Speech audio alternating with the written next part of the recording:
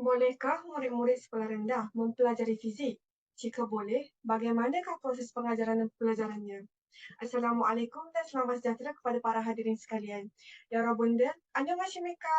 Dalam pembintangan ini, kami akan melaporkan pelaksanaan sebuah modul pengajaran dan pembelajaran fizik untuk murid-murid pintar dan berbakat dari sekolah rendah. Pembintangan ini terbahagi pada 3 bahagian. Bahagian pertama akan menceritakan rasional dan langkah-langkah pembangunan modul. Bahagian kedua pula akan menceritakan pelaksanaan modul dari segi matlamat pembelajarannya, kelayakan pengajarannya dan pengisiannya secara harian dan keseluruhan. Dalam bahagian ketiga, beberapa pemerhatian sepanjang usaha kita membangun dan melaksanakan modul ini akan dikongsikan untuk renungan dan pedoman kita semua.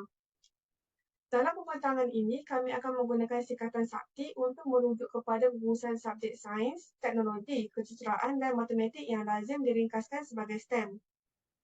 Singkatan ini merupakan buah fikiran Prof. Emeritus Dr. Syahril Muhammad Zain, anak Melayu pertama yang memperolehi PhD dalam bidang matematik.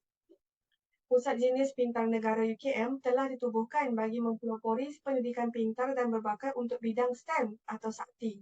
Setiap tahun, Pusat Jenis Pintar Negara UKM mengadakan program penggayaan cuti sekolah yang menawarkan aneka modul berkaitan bidang sakti untuk murid-murid sekolah rendah dan menengah rendah. Selain modul-modul yang bersifat fizik gunaan seperti ranger bintang, kamera dan teleskop dan teknologi hijau, tiada modul yang menjurus kepada bidang fizik tulen.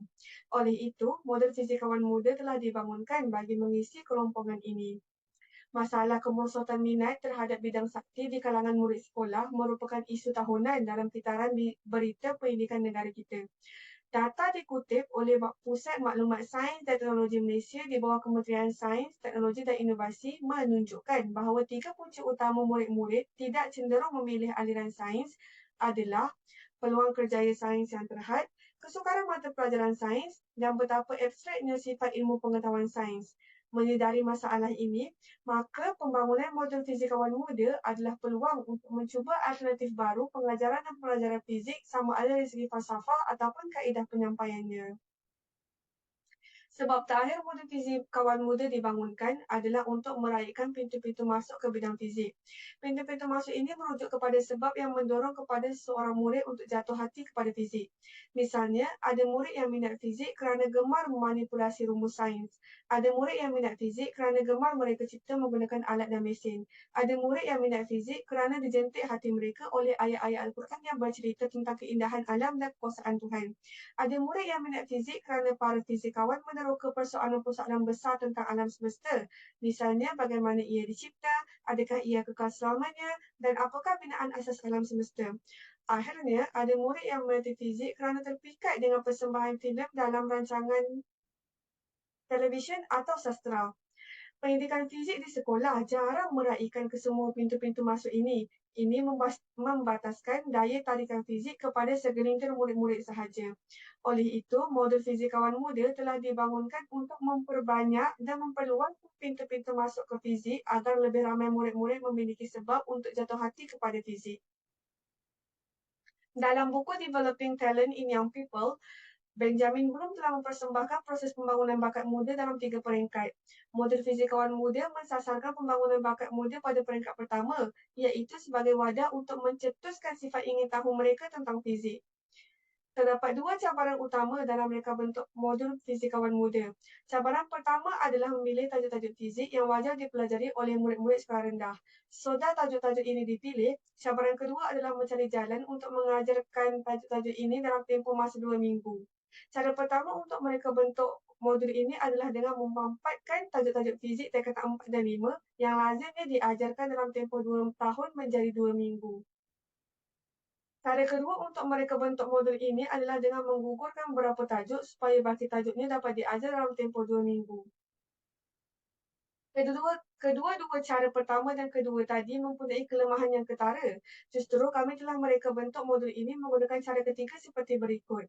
Kami telah mengenal pasti idea-idea dasar dalam fizik. Kemudian kami menghadkan kepada beberapa idea dasar. Untuk setiap idea dasar pula, kami membutirkan persoalan atau fenomena asas yang bersesuaian untuk murid tahap sekolah rendah. Akhir sekali, idea-idea dasar yang telah dipilih dijelmakan dalam tema-tema kehidupan seharian. Antara contoh tema adalah pengangkutan, kesihatan, sukan dan sebagainya. Katakan tema yang dipilih adalah pergerakan air. sama ada di atas permukaan air ataupun di dalam air. Justru, murid akan diajarkan konsep isi padu, ketepatan dan tekanan bendalil, daya apungan selain kemahiran asas seperti vektor dan darjah bebas dasar. Satu tema boleh memuatkan beberapa konsep dan fenomena fizik dan matematik. Berikut merupakan 6 prinsip yang memandu langkah-langkah kami dalam membangunkan modul ini. Modul Fisikawan Muda mensasarkan seramai 20 orang murid dari 10 sehingga 12 tahun. Pelaksanaan modul terdiri daripada seorang ketua modul yang bertanggungjawab membangun dan membimbing pelaksanaan modul, seorang pengajar dan seorang pembantu pengajar. Untuk pengajaran, buku konseptual fizik oleh Paul Hewitt digunakan sebagai rujukan asas modul. Sebahagian aktiviti juga menggunakan applet seperti FACT dan 5-Fork yang membolehkan murid mengutip data mentah dari sekitaran mereka.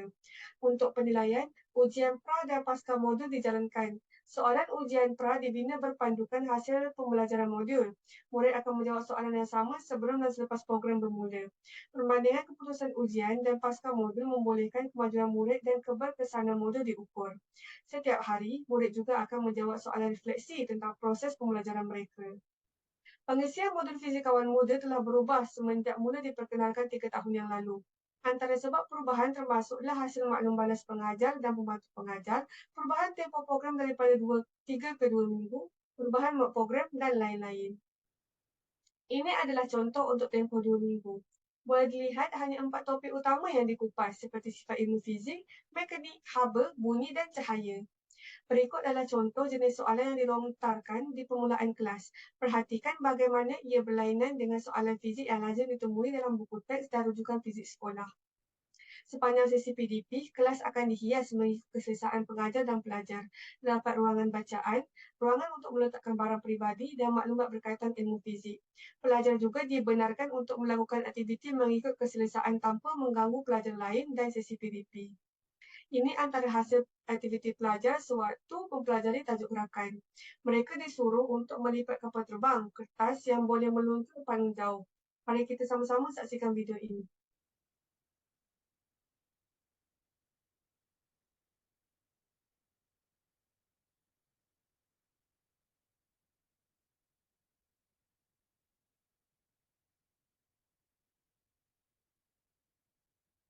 Ini adalah hasil aktiviti pelajar dalam mempelajari topik tenaga.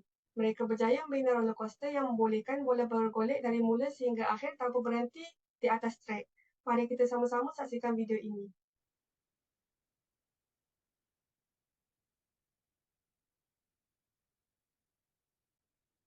Akhir sekali, dalam melaksanakan modul Fisikawan Muda, terdapat cabaran-cabaran yang kami tempuhi dan perlu atasi.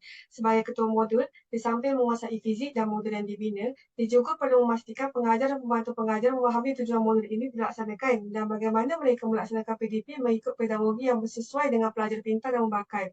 Sebagai pengajar, dia perlu cakna tentang perbezaan pelajar ini dengan pelajar kelas arus perdana.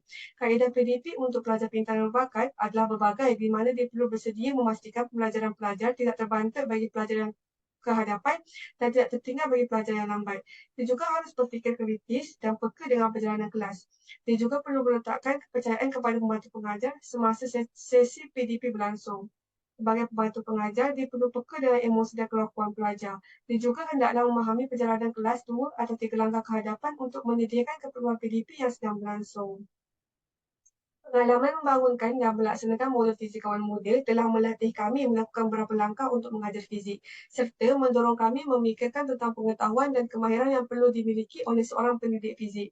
Langkah pertama, untuk mengetahui konsep-konsep asas fizik, seseorang itu perlulah mempelajari ilmu berkenaan sejarah dan falsafah fizik. Langkah kedua, untuk tahu bagaimana ia dibangunkan dan diajar, ilmu sejarah fizik perlu dikuasai. Pengajar perlulah menguasai kemahiran berfikir untuk melaksanakan langkah ketiga, mengenal pasti cara murid berfikir dan bergerak ke langkah keempat, bagaimana kita memimpin pelajar untuk berfikir konsep-konsep fizik yang dipelajari. Sesuai tak cara pelajar berfikir dengan cara konsep fizik dipelajari.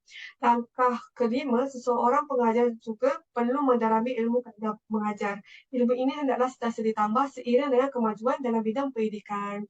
Sekian, terima kasih. Kamsahamnida.